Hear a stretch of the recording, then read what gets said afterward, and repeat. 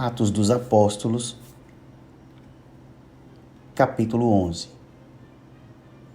Chegou ao conhecimento dos apóstolos e dos irmãos que estavam na Judéia que também os gentios haviam recebido a palavra de Deus. Quando Pedro subiu a Jerusalém, os que eram da circuncisão o arguíram, dizendo: Entraste em casa de homens incircuncisos e comeste com eles. Então Pedro passou a fazer-lhes uma exposição por ordem, dizendo: Eu estava na cidade de Jope orando, e, num êxtase, tive uma visão em que observei descer um objeto como se fosse um grande lençol baixado do céu pelas quatro pontas e vindo até perto de mim. E, fitando para dentro dele os olhos, vi quadrúpedes da terra, feras, répteis e aves do céu.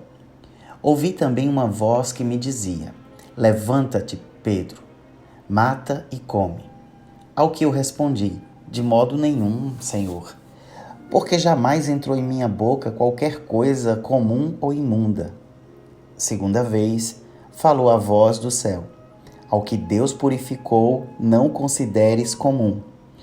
Isto sucedeu por 3 vezes, e, de novo, tudo se recolheu para o céu. E eis que na mesma hora pararam junto da casa em que estávamos 3 homens enviados de Cesareia para se encontrarem comigo. Então o Espírito me disse que eu fosse com eles sem hesitar. Foram comigo também estes 6 irmãos e entramos na casa daquele homem. E ele nos contou como vira o anjo em pé em sua casa e que lhe dissera: Envia a Jope e manda chamar Simão, por sobrenome Pedro, o qual te dirá palavras mediante as quais serás salvo, tu e toda a tua casa. Quando, porém, comecei a falar, caiu o Espírito Santo sobre eles, como também sobre nós no princípio.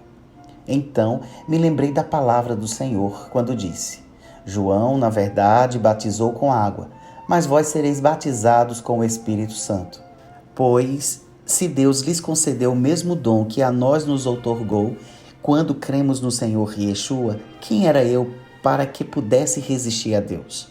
E, ouvindo eles estas coisas, apaziguaram-se e glorificaram a Deus, dizendo: Logo também aos gentios foi por Deus concedido o arrependimento para a vida.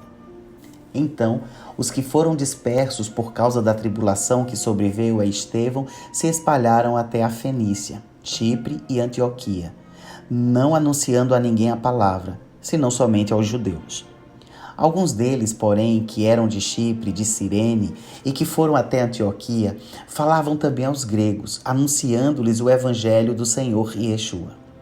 A mão do Senhor estava com eles, e muitos, crendo, se converteram ao Senhor. A notícia a respeito deles chegou aos ouvidos da igreja que estava em Jerusalém, e enviaram Barnabé até Antioquia. Tendo ele chegado e vendo a graça de Deus, alegrou-se e exortava a todos a que, com firmeza de coração, permanecessem no Senhor, porque era homem bom, cheio do Espírito Santo e de fé, e muita gente se uniu ao Senhor. E partiu Barnabé para Tarso, à procura de Saulo. Tendo-o encontrado, levou-o para Antioquia. E, por todo um ano, se reuniram naquela igreja e ensinaram numerosa multidão. Em Antioquia foram os discípulos pela primeira vez chamados cristãos.